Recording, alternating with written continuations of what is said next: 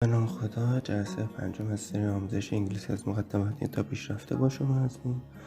تو این جلسه میخوایم در رابطه با اعداد از 0 تا 20 با هم دیگه صحبت کنیم. تمرینات هم تو سایت آپلود شده، میتونید از طریق لینکی که در دیسکریپشن هست وارد سایت بشید و همچنین میتونید این فایل پاورپوینت رو هم دانلود کنید. فراموش نکنید که ما رو در یوتیوب سابسکرایب کنید و دکمه زنگوله رو بزنید. خب جلسه پنجم رو شروع میکنیم. اول به یه مکالمه شروع میکنیم با عنوان How old are you؟ یعنی شما چند ساله هستی؟ خب دیوید میگه Hi, what's your name؟ اینو جلسه گذشته داشتیم، یعنی اسم شما چیه؟ سارا میگه Hi, I'm Sarah. من سارا. And you؟ و شما؟ دقت کنید توی جمله‌ای که دیوید گفته، سوالی که دیوید پرسیده، ما داشتیم what is your name، حالا شده what's your name. این رو جلسه گذشته توضیح دادیم. what's your name همون what is your name هست، خلاصش برای که راحت تر باشه. سارا میگه hi, I'm Sarah and you؟ دیوید میگه my name is David and how old are you؟ اسم من هست دیوید و شما چند ساله ای؟ سارا I'm 9 years old and you؟ میگه من 9 ساله هستم و تو؟ I'm 8. من 8 هستم. منظورش همون 8 ساله. یعنی حتما لازم نیست که years old رو هم بگی، چون که ما تو سوال میدونیم که داریم در مورد چه چیزی داریم سوال میپرسیم. مثلا اون I'm 8 هم که بگیم کافی است. و در انتها برای اینکه بگم خوشحال شدیم و هم آشنا شدیم میگیم nice to meet you، یعنی از آشنایی با شما خوشحالم، خوشبختم. nice to meet you. و دیوید هم میگه me too، یعنی من هم همچنین.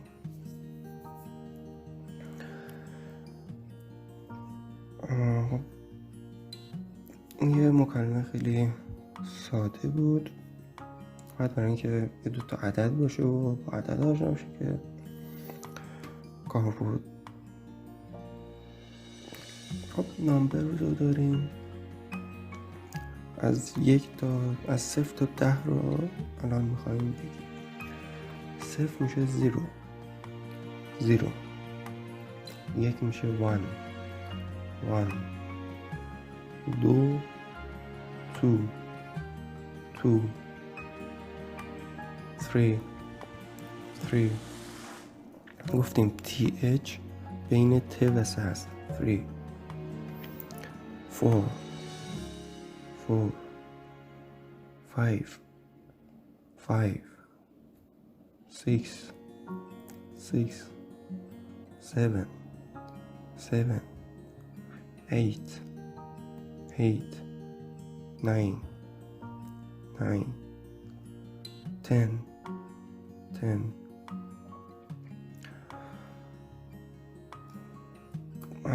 توی مکالمه داشتیم how old are you برای وقتی که میخوایم سن یکی رو بپرسیم استفاده میکنیم. how old are you یعنی شما چند ساله هستی. و تو جواب دیدیم هم میتونیم بگید I am 10 years old، هم میتونیم بگید I'm 10 years old. I'm 10 جفتش رو یعنی میتونید بگید، فرقی نداره. و همچنین مکالمه داشتیم برای انتها nice to meet you یا nice to see you، برای پایان مکالمه، برای اینکه مثلا بگیم از دیدنت خوشحال شدم یا هرچی، از آشناییتون خوشبختم. برای اینجور عبارت از nice to see you یعنی از دیدن شما خوشحالم و nice to meet you از ملاقات با شما خوشحالم. یا همچنین میتونی از یه عبارت دیگه I'm glad to see you یا I'm glad to meet you استفاده کنیم. میتونیم از این عبارت ها هم استفاده کنیم. و یک مکالمه دیگه داریم. حالا زیاد به اصل مکالمه دقت نکنید، بیشتر میخوایم رو اعدادش کار کنیم، چون این جلسه هم درباره اعداد هست. ممکنه یه ذره پیچیده باشه. این یک مهمانی هست و هاست یعنی میزبان. یک مهمانی هست و توی مهمانی زیر 18 سال نمیتونن برن. یه پارتی حالا هست میگه Hi, welcome to our party. یعنی به پارتی ما خوش آمدید. guest یعنی مهمان. guest میگه hi، این سلام. host دوباره میگه excuse me یعنی ببخشید، منو ببخشید. that party is not for under 18. How old are you? that party میگه این پارتی برای زیر 18 سال نیست. شما چند ساله هستین؟ How old are you? مهمان میگه I'm 19 years old. من 19 ساله هستم. I'm 19 years old. و هاست دوباره میگه everything is okay. Let's get inside. همین چی مرتبه. Let's get inside یعنی بیاین داخل. حالا اینا رو رفته دوباره تکرار میکنیم. الان زیاد سختش نکنید، پیچیده میشه. در حدم که توی مکالمه هست. و thank you بازم دقت کنید th thank you نمیشه یا thank you میشه thank you بین ت و س thank you. و هاستم میگه you're welcome یعنی خواهش میکنم. معنی تحت لفظی که بخوایم بگیریم میگه که میشه خوش اومدید. ولی توی فارسی اگه بخوایم معادلش رو از لحاظ جایگاهی بگیریم مثل خواهش میکنم هست. مثلا یکی از شما تشکر میکنه، شما در جواب میگین خواهش میکنم. you're welcome مثل همون خواهش میکنم هست. خب اعداد رو از 0 تا 20 بار دیگه مرور میکنیم و پشتش از 11 تا 20 رو هم بهتون یاد میدیم. 0 1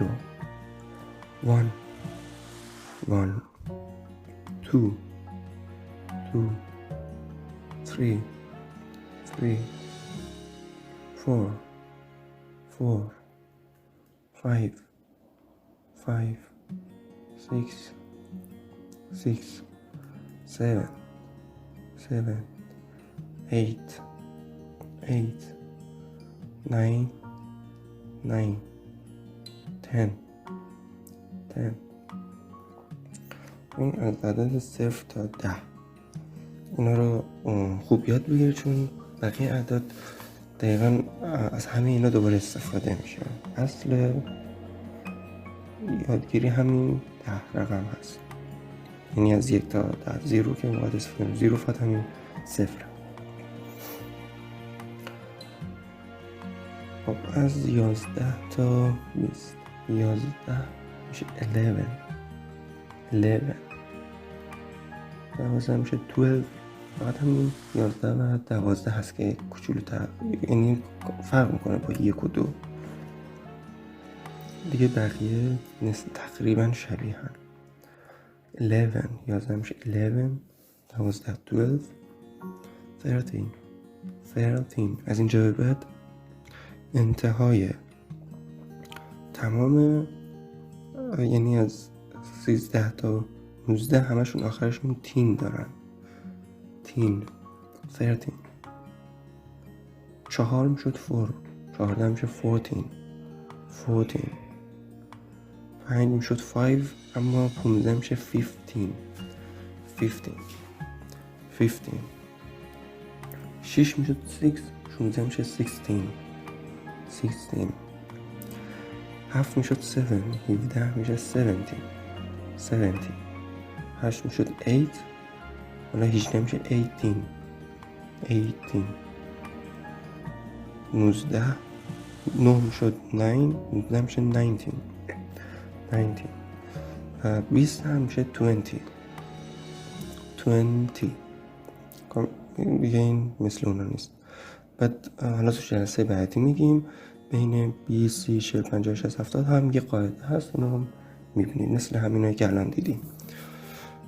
20 هم میشه 20. و برای این جلسه کافیه. تمرینات تو سایت آپلود کردیم، حتما وارد لینک تو دیسکریپشن هست وارد بشید و تمرینات رو انجام بدید. همچنین ما رو سابسکرایب داشته باشید و اگر از ویدیو خوشتون اومده و براتون مفید هست برای دوستاتون رو هم بفرستید تا اونا هم از این ویدیو استفاده کنن. با تشکر از نگاهتون، تا جلسه بعد، خدا نگهدار.